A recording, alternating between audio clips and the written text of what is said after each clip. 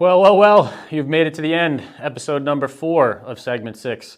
This one, we're looking at the team surrounding your buyer and how you're going to vet these individuals on the periphery of the real estate transaction to make sure you're not dealing with a bozo, somebody who doesn't know what they're doing, somebody who has a really bad reputation, etc., etc.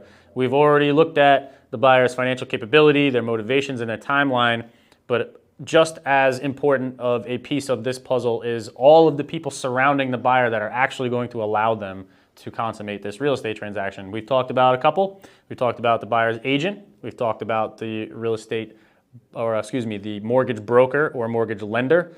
But let's not leave out the attorney. So let's take those in stride. The buyer's agent. Obviously, online is where you're going to find the most information regarding these folks. If you have a real estate professional representing you in the sale, we're going to give you all the color you need on the buyer's agent community out there. When we start to receive offers, we're going to give you the information on this particular buyer's agent, what they do most often. Is this their bag, baby? Do they do residential sales? Are they commercial agents? Do they have the savvy needed to navigate an investment sale if that's what we're working on here? Reviews, obviously, online are most of what you've got available to you. Go take a look. Each platform is going to have their own reviews. If you can get a hold of each of them and review them individually, Google, Zillow, Trulia, there's places to leave reviews everywhere. Facebook, all the social medias, those are really great places to look as well. There are also Facebook groups and different communities on places like Reddit and things like that. If you want recommendations, you want to use some hive mind for reviews, you can become a member of some of these subreddits or Facebook groups. Paste this particular buyer's agent's name up there and like, hey gang, give me your 1 to 10 on these folks. Do you know anything about them, et cetera, et cetera.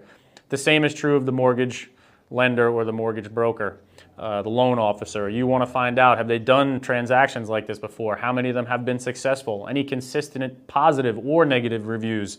What have folks said about this particular individual? And lastly, the attorney.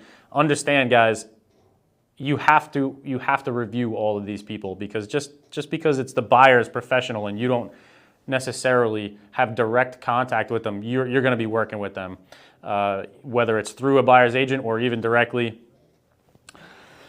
In the next video segment, we're going to be talking about actually signing the contract and moving on with the transaction. You're going to be getting into inspections, appraisals, playing secretary with the loan officer, the buyer's agent, the attorneys for the bank.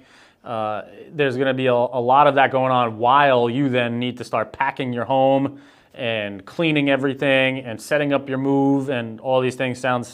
Sounds fun, right? You'd be chasing all these people down while trying to do one of the most stressful things in life called moving house. If that's a hard no for you, you know who to call. Leave a comment down below. We'll help you out. But understand, you're not going to have a lot of bandwidth to go through a troubled transaction when you're already having enough trouble trying to move house. So make sure you got a comprehensive picture of these folks in your mind. Make sure they're not bozos, as we said, or somebody who's just plain not acquainted with what you're trying to accomplish. If you are selling a strip mall in suburban America and the person who's buying the strip mall is using a probate attorney because they're a friend of his and he really just wants to save a couple of dollars, that's a giant alarm bell.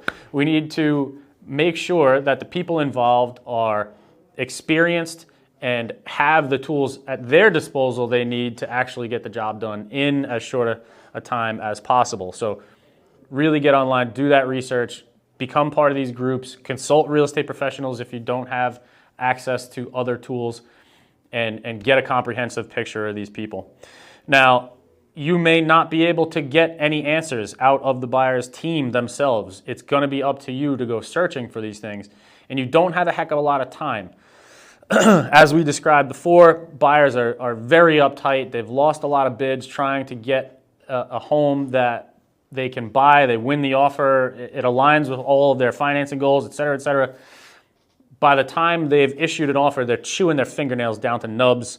You're now reviewing the information of each one of these buyers and all of your team members. Like, you got to get it done in a swift concise period of time, and that's another big reason why people hire real estate professionals. We're teams. We're not just one person. You know, us in particular, you know, real estate consultants team. There's more than one of us. We can all divide and conquer, spread the work over each of us to make sure that we have made these calls. If we don't already know the individuals surrounding your particular offer that you want to accept, or all of the offers that you want to research, we can really spread that work out amongst ourselves and get it done in, you know, a few hours rather than days and days.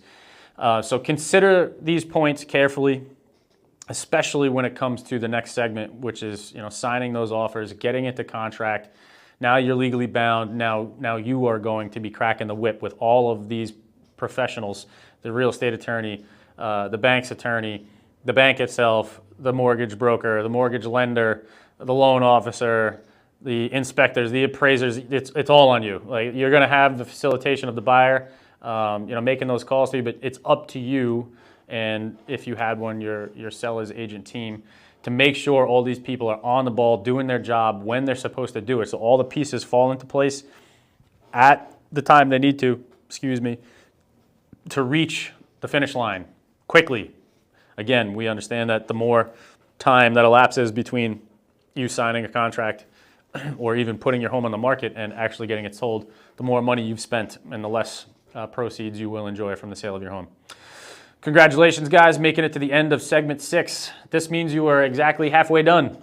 In another 6 segments, you will be as proficient as we can possibly make you in selling your home without no stinking realtor. We'll see you on the next segment. Peace. Don't forget to like and subscribe.